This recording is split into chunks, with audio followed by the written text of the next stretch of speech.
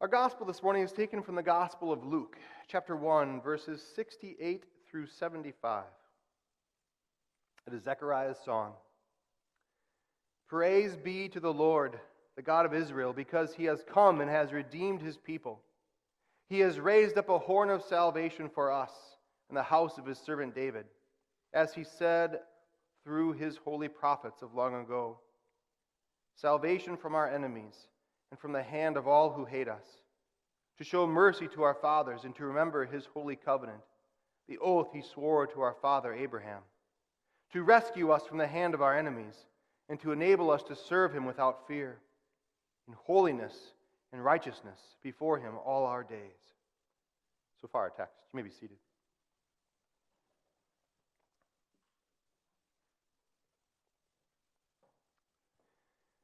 Dear Christian friends, today is a great day to be singing in the rain. Yeah, I know. There's only a few more that you have to endure, but I have to ask you, if you saw some creepy guy going through a theater trying to sing to a woman named Christine, you might think you were in a musical, weren't you? Or maybe you love raindrops on roses and whiskers on kittens. And maybe you love, if you're up north, do you know there was a 100-degree difference between Winston-Salem yesterday and Minnesota? Yeah, I talked to some of my family members. That's kind of striking, isn't it? They really want silver white winters to melt into spring. That would be a very favorite thing. Show tunes and musicals are fantastic. And I have to tell you, there are some people who have looked at the evangelist Luke and compared him to Andrew Lloyd Webber because of the songs that he includes in those first two chapters. The most prominent one is one that we sing every Christmas, the Song of the Angels. Glory. Yeah, that song's fantastic. And then you have Mary's song, of course. And here we have Zechariah's. And so these songs are incredible, but I want to focus today on this song from Zechariah, and I think that he has a reason to sing. I think as you enter into 2022, you also have reason to leave this house, or to turn off your screen, as it were, when you're done, if you're watching online, and to go into the world with a song in your heart and on your lips because of what your God has done for you at Christmas. We need to talk about the rest of the story, don't we? The prophet Zechariah, this is a prophecy, but he's just a priest. And there was a small army of priests in Israel that went about the daily work of slaughtering animals so that God's people could worship. There's a fair amount of work involved. If you've ever tried to slaughter an animal, this is not a young man's job.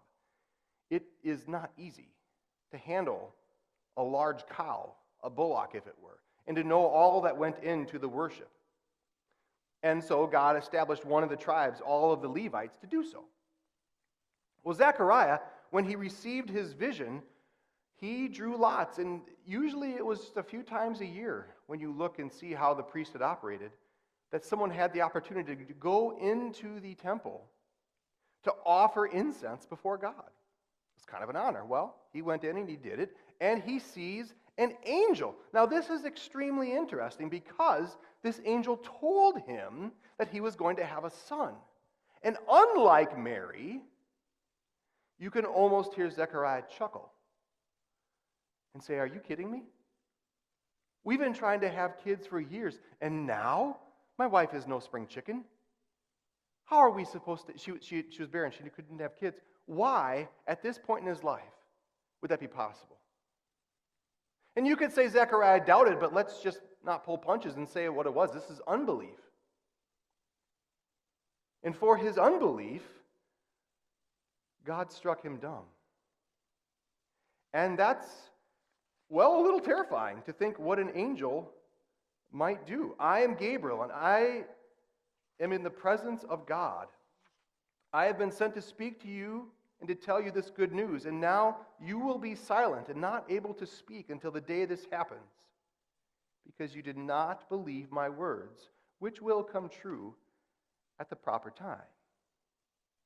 Now, if an angel stands before you and you're terrified, like everybody else in the Bible, he tells you to stand up and he gives you a message, are you going to say, yeah, I'm not buying it? Or do you kind of listen to him? Well, Zechariah didn't, and for his trouble, he was struck dumb. I wonder if we don't deserve something worse than that. I am not that angelic, and yet I do bring a message from God every Sunday for you.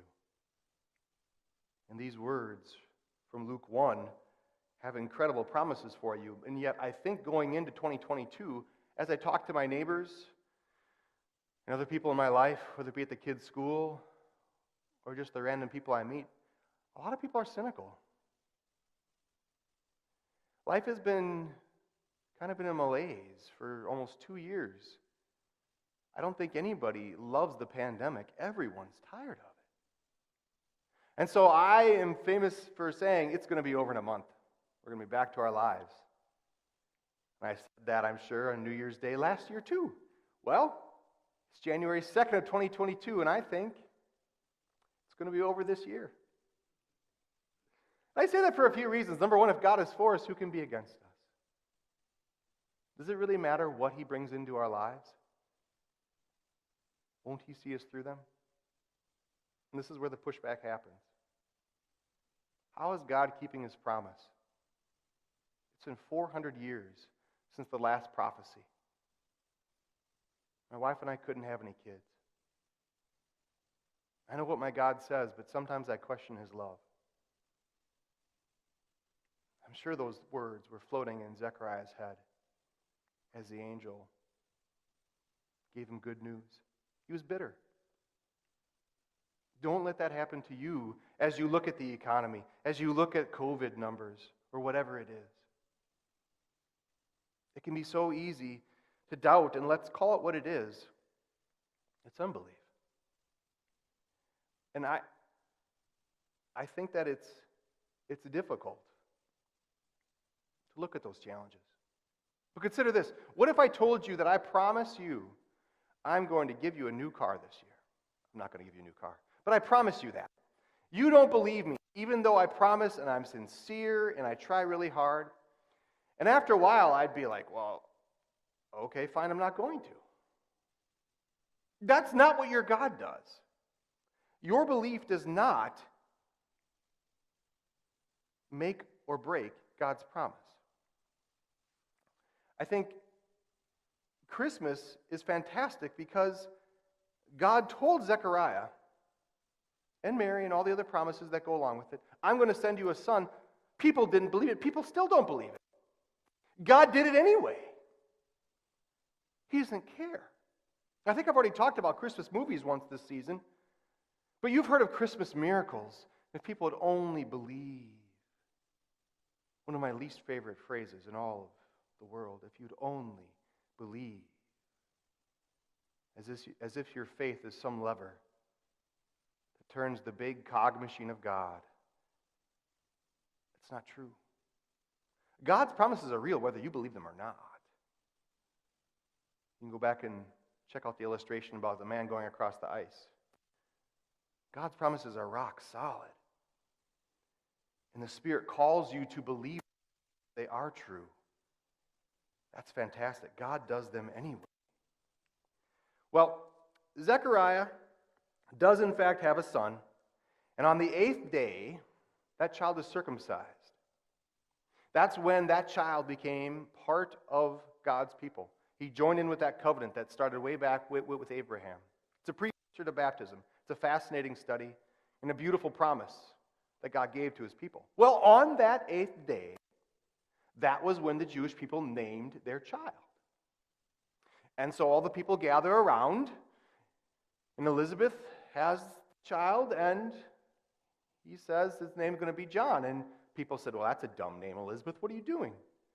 It's not a dumb name, number one, because the angel told her to name it that. And they go to Zechariah, who has seen God keep his promise in an incredible way, and scribbles down his name is not Zechariah Jr. His name is John.